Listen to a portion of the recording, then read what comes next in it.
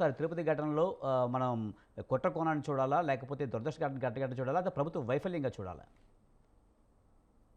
మురళి గారు, శ్రీ నా మహావిష్ణువు. పేరు విజయ్ అండి. విజయ్. విజయ్ గారు, హ్మ్. శ్రీ మహావిష్ణువు ఈ ఏకాదశి రోజున ఆ ద్వారదర్శనం నుంచి భక్తులకి దర్శనం ఇచ్చినటువంటి రోజుగా మనం దీన్ని అభివర్ణిస్తాం రేపు.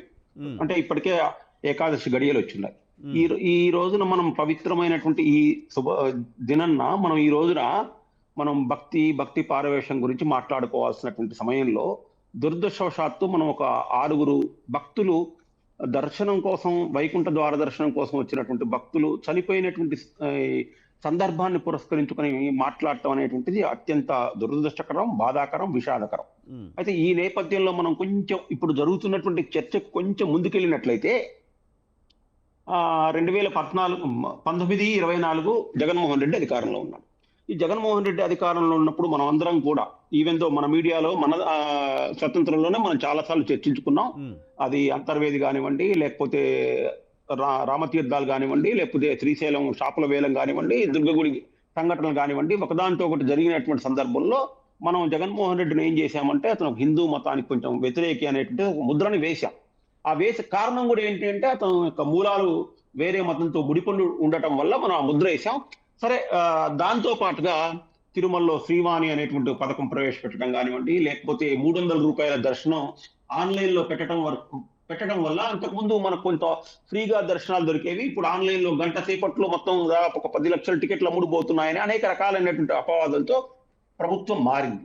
మారగానే అంటే ఎందుకు ఈ విషయానికి ప్రభుత్వానికి రాజకీయానికి ఏంటి సంబంధం అంటే ఎన్నికల ప్రచార అస్త్రంలో ఇవి కూడా కొన్ని భాగాలు అయిపోయినాయి అనమాట. అయిపోయినప్పుడు ప్రజలంటే ముఖ్యంగా హిందువులందరూ కూడా ఏమనుకున్నారంటే అమ్మయ్య ప్రభుత్వం మారింది, ఇక మనకు తిరుమలకు సంబంధించినటువంటి దాంట్లో మనకు అన్ని కూడా మనం అనుకున్నట్లుగా భగవంతుణ్ణి దర్శించుకునే సమయంలో మనకంతా కూడా సానుకూలంగా ఉంటుందనేటువంటిది ఒక ఆశాభావాన్ని భక్తులు వెలిబుచ్చినటువంటి సందర్భాన్ని కూడా మనం గత 7 నెలలుగా చూస్తున్నాం. హ్మ్. తర్వాత కాలంలో అనుకోకుండా ఈ లడ్డూ ప్రవేశం కొంత రాజకీయం, లడ్డూ రావటం సరే అది అయిపోయిన తర్వాత ఎప్పుడైతే బిఆర్ నాయుడిని తిరుమల తిరుపతి దేవస్థానాలకు సంబంధించినటువంటి చైర్మన్ గా ప్రకటించగానే ఆయన మొట్టమొదటి ప్రకటన ఏం చేశాడంటే నేను ఇక్కడ అన్య మతస్థులని ఈ తిరుమల తిరుపతి దేవస్థానంలో మేము ఉండనీయకుండా ప్రభుత్వానికి సిఫారసు చేసి వాళ్ళని పంపిస్తాము అన్నాడు.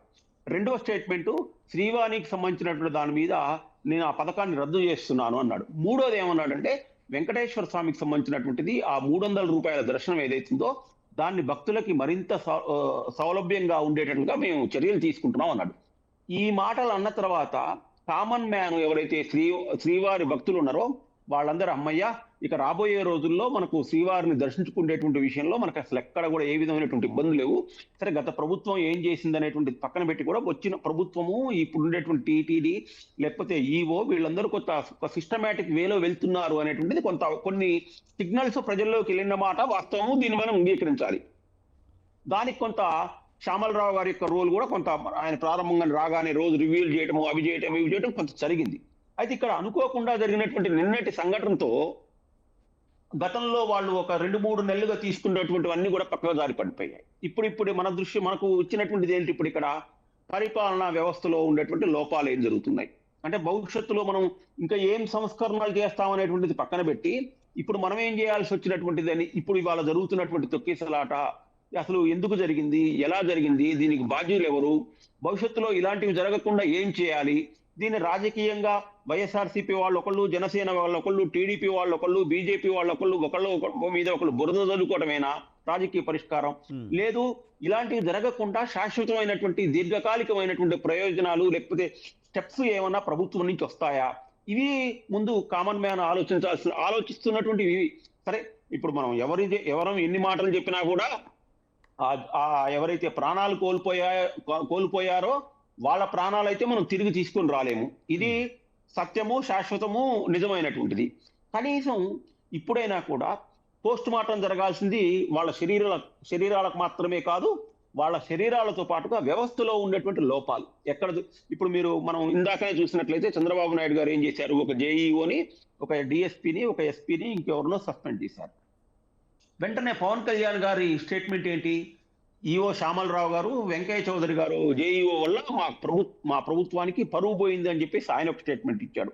అంత ఎక్కడ దాకా ఎందుకు ఇప్పుడు మన డిబేట్ లోనే టీడీపీ నాయకుడు ఒక రకంగా మాట్లాడారు, జనసేన నాయకుడు ఒక రకంగా మాట్లాడారు. అంటే ఈ పరస్పరమైనటువంటి విరుద్ధమైనటువంటి ప్రకటనల వల్ల ప్రజల్ని మరింత భయాందోళనలకు గురి చేయనీయకుండా అందరూ కూడా వైకాపా వాళ్ళు కానివ్వండి, బీజేపీ వాళ్ళు కానివ్వండి, టీడీపీ వాళ్ళు కానివ్వండి, జనసేన కానివ్వండి, సభ్య సమాజం బాధ్యత ఉన్నటువంటి రాజకీయ నాయకులందరూ కూడా ఇప్పుడు ఏకతాటి మీదకి రావాలి.